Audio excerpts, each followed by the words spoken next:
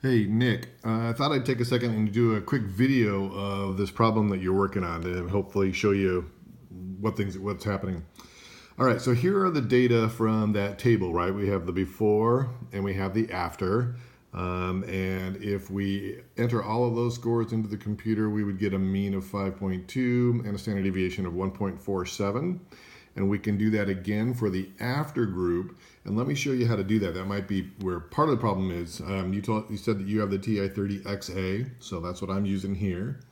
So I'm going to enter this second row's set of data. Now, one thing to do is make sure that if it says stat up here, that means that there's data entered and you need to clear that. And to clear the stat function, you just have to turn it off and then on again. Okay, I wasn't in stat mode at the time, so it wasn't there, but that's all you have to do. If you have to turn it off, not let it just time out, and that clears everything.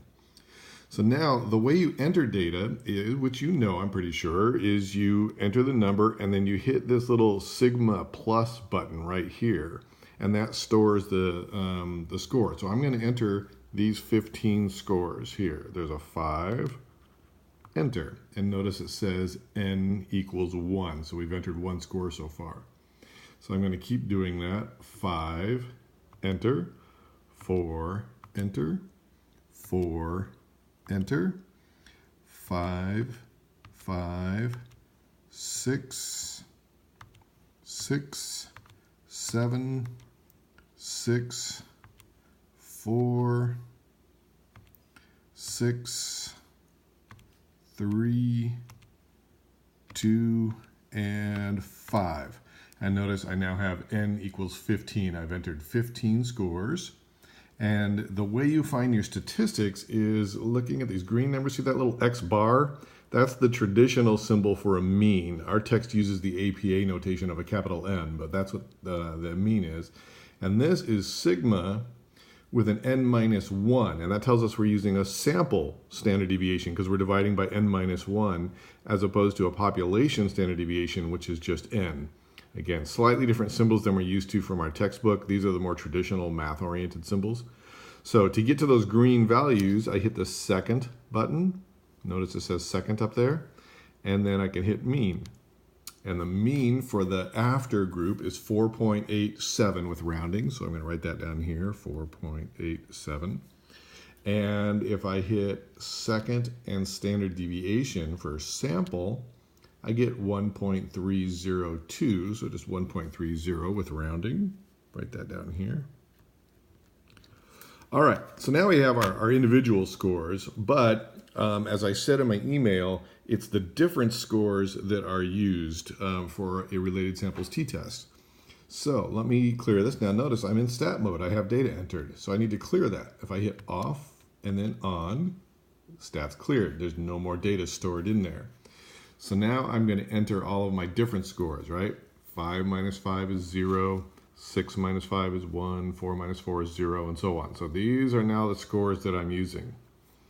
So let me enter these. We've got 0, 1, 0, 0, 1, 1, negative 1. So I'm going to hit 1 and the negative symbol down here. See how it turned that to a negative 1? Hit enter.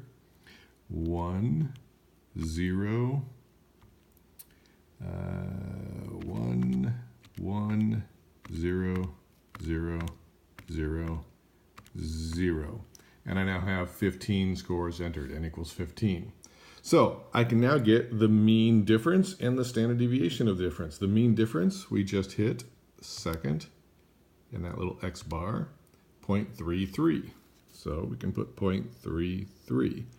And just so you know, clear this, if you remember the mean here of 5.2 and 4.87, if I take 5.2 and minus 4.87, I get 0.33.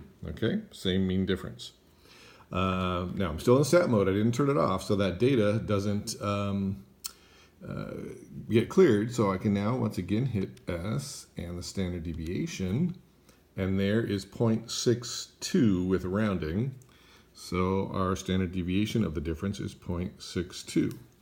Now we have the scores that we need for question number 15, which asks about the standard deviation of the difference.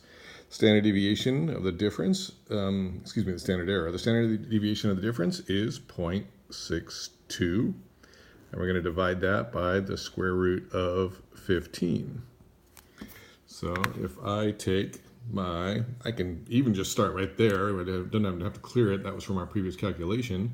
So I'm going to divide that by 15, but I remember I hit the square root button. There's the square root button. So that answer that showed up is just the square root of 15. So I'm at 0.62 divided by 3.87.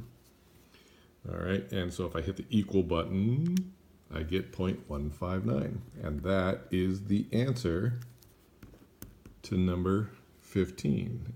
SEM for related samples equals 0.159. Okay, and then skipping down to number 17 for T, our formula for T is the mean difference divided by the standard error of the mean for related samples. Our mean difference, if you remember, was 0.33. 0.33 divided by 0.159. So just plug that into the calculator. 0.33 divided by 0.159, and we get 2.07.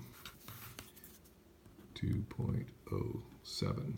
And that is the solution to our T. So we would write that out as a T with there are 15 scores. 15 minus 1, our degrees of freedom is 14, equals 2.07.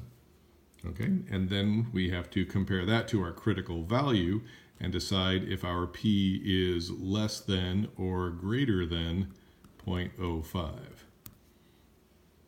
All right, that should hopefully help you figure out how to use the calculator to get the answers and how we plug them into the formulas. Let me know if you have any questions.